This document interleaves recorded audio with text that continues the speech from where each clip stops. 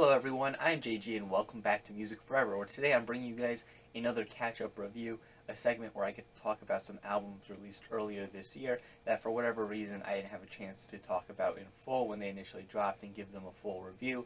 So instead I talk about them here in this segment in kind of a shorter review format type thing. So yeah, if you've seen any of these videos before, you know how it works. I just go through all the albums, share my thoughts on them pretty much.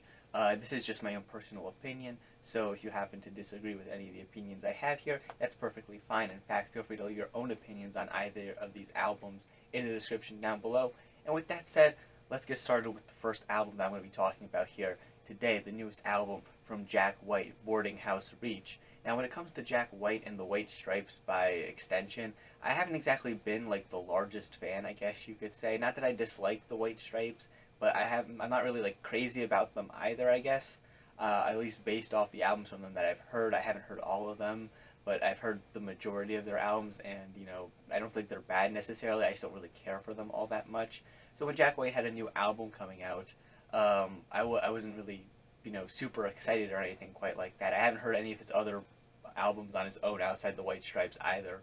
But after this thing released, I know there was a lot of differing opinions concerning this thing, I guess you could say. Lots of people really liked it. There was lots of people who really hated it. And I kind of figured that, you know, this album must be a bit different from what he's done before. And maybe as a result, I'll like it a bit more. So as a result of that, my desire to check this thing out increased a fair bit, I guess you could say. Before that, it was like very low on my list of things to get to. And then after the album released, it went up a bit on that list. It still took me a few months to get to, as you could probably tell by when this video is coming out, but I eventually did get to checking this album out. And overall, I can't really say I was a fan of this album. It's definitely different from stuff Jack White has done before. I could definitely see why there was so much differing opinions concerning this album when it initially dropped. And I could definitely understand why some people out there really like this album.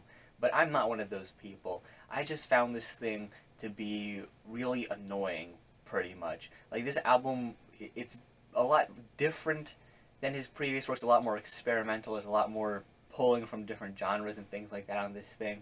And, you know, and I typically tend to like that stuff, but on this album, it just feels so surface level, and the weirdness on this thing just feels like a gimmick almost. Like, he was trying to make this album as weird as possible, but it doesn't really come off as being weird in a genuine way. It just feels like a whole bunch of different stuff was kind of mashed together, and all these weird things were kind of done just for the sake of having this album sound weird at the end of the day. And for me, it didn't really do much for me personally as a result. Now, there are some moments on this thing that I do enjoy, I guess you could say.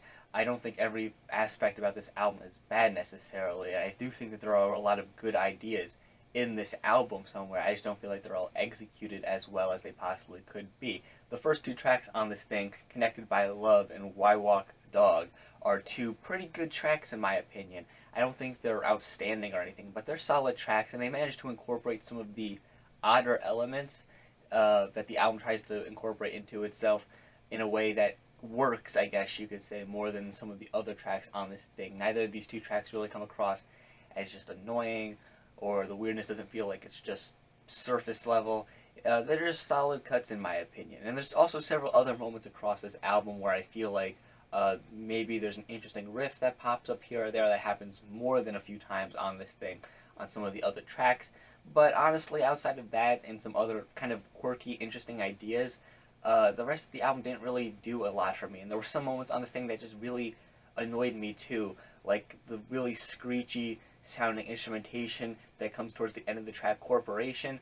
I just could not stand that. Also, some of just the weirder, shorter tracks on this thing, like, they felt like they were trying to be really weird, but I don't know, they just did nothing for me at the end of the day. Just in general, I felt like a lot of the lyrics on this album felt like they were trying way too hard to just be odd and quirky, but in the end, it just came across as really forced to me. Yeah, this album just did not do really much of anything for me, and several times while listening to it, it also managed to give me a headache, so I guess that's not a good thing either, but I guess that would depend on person to person. So yeah, I mean, this album, I can understand why there are a good amount of people out there who really enjoy this thing, because it does have, those weirder elements in there that I could see people being very interested in. But at the end of the day, they just didn't do anything for me personally. I tend to like weirder rock music, but it just didn't come together nicely here on this project, at least for me. Yeah, I just didn't care for this project overall, but maybe you will if you're into weirder sounding stuff. I guess it'll depend on the person listening to it. So yeah, if that sounds like it might interest you, a weirder sounding album, I would say give this thing a listen. But if not, yeah, I would avoid it. Alright, with that said, we're going to be talking about the second album I want to discuss here today, the newest album from Bongripper, Terminal. Now, this is a group that, this is the first album I've checked out from them, really, just out of curiosity, really. As I said in my last catch-up review that I recently dropped, I've been checking out a lot more rock and metal releases that came out earlier this year that I haven't had a chance to hear yet that, got positive reviews, or that were things I initially planned on checking out but didn't get around to. And this happened to be an album that I heard some good things about, so I decided to check it out, really, and I ended up enjoying it a fair amount. This thing has 2 big tracks on it, instrumentals, and they're both pretty enjoyable in my opinion. I do prefer the first of these 2 tracks, Slow. I just like a lot of the riffs that come up on this thing, especially in like the beginning segment of the track. I know when I was listening to this through Spotify, it had the tracks broken up into smaller segments based on like the letter of the word that the track is named. So like Slow would be broken up into SLOW, so on and so forth. But in many other places, I see it listed as 2 big tracks. So I'm not really sure which is the proper like track listing thing. But when I was listening to it through Spotify, like for example, in the S part of the track Slow, I really liked a lot of the riffs that were going on there in this track. There's also several moments on this thing where it'll, kind of pull back from the heavier, doomier riffs to give you maybe a lighter moment of instrumentation, I guess you could say.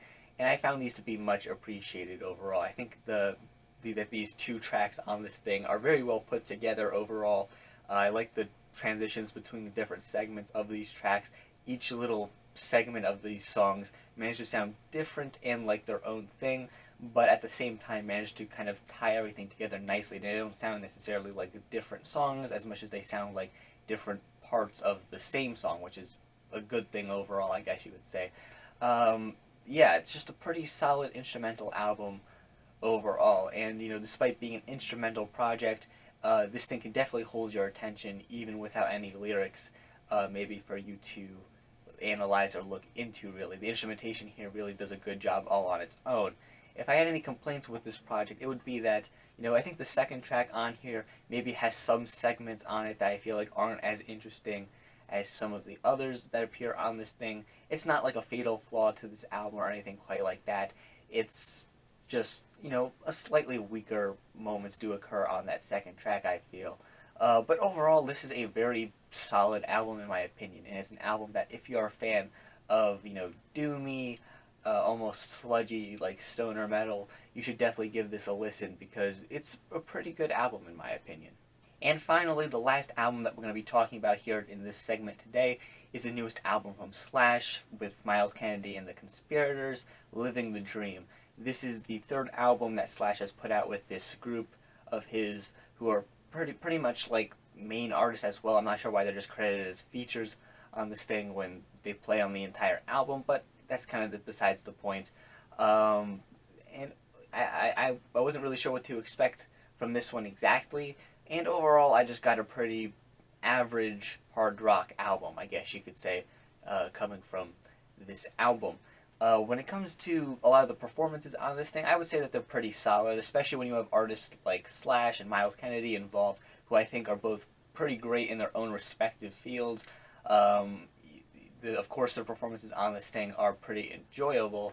I just feel like outside of some of those performances, the project doesn't really have all that much that's really special or really worth talking about all that much, I guess you could say. It's just a pretty typical hard rock album. Like, if you've heard a fair amount of hard rock albums in your lifetime, you probably know what you're going to be getting into when you put this album on. And yeah, I do like a lot of the performances on this thing from, Slash, Myles Kennedy, and the rest of the group as well do a pretty decent job of holding their own. But, even by the standards of some of those artists I really like, they don't really stand out quite as much compared to some of the best works of these respective artists. Like, yeah, Myles Kennedy does some great singing on this thing. I love his voice, generally speaking. Slash has some good riffs on this thing here or there, and I think overall he's a fantastic guitarist. But I wouldn't say that any of the tracks on here, any of the performances from those two, for example, are any of their particular best in their careers as musicians. And I guess you could say that even, okay performances from them are better than what most artists could do at their best, but still, I just feel like this album didn't really have all that much that was really super interesting about it, I guess. Like, the lyrics are just pretty typical hard rock lyrics, pretty much. If there's, your more aggressive type tracks, you got some ballads in there as well. It really is just a very typical hard rock album, and there's not much else for me to say other than that, because if you heard a fair amount of hard rock albums, like I said before, you could probably guess what this thing sounds like based on that.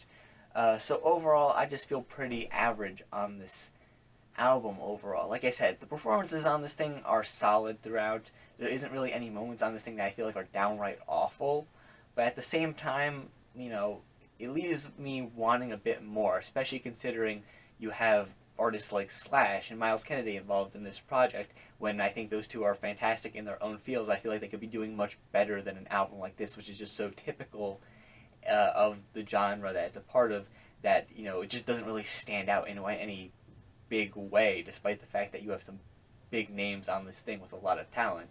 So yeah, I don't really have much to say about this project, but then again, it didn't really give me much to say about it.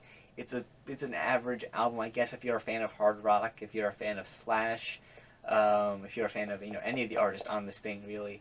It might be worth checking out. You might get some enjoyment out of it. I mean, I bet you'll get at least a little bit of enjoyment out of it if you're a fan of hard rock or Slash or anything like that. But if you're not a massive fan, if you just typical hard rock albums don't do much for you personally, this album isn't really going to do a whole ton for you overall at the end of the day, and there's probably better hard rock albums you could hear before you hear this one. But yeah, it's not an awful project either. It's just very middle of the road, at least for me. And with that said, that concludes today's catch-up review. Once again, we talked about the newest from Jack White, Bongripper, and Slash featuring Myles Kennedy and the Conspirators. If you have any opinions on these albums, different or the same from my own, feel free to leave your own opinion in the comment section down below. I greatly appreciate seeing it down there. And while you're down there, make sure to leave a like on the video and subscribe to the channel for more music-related reviews and content. Thank you guys for watching, and stay golden.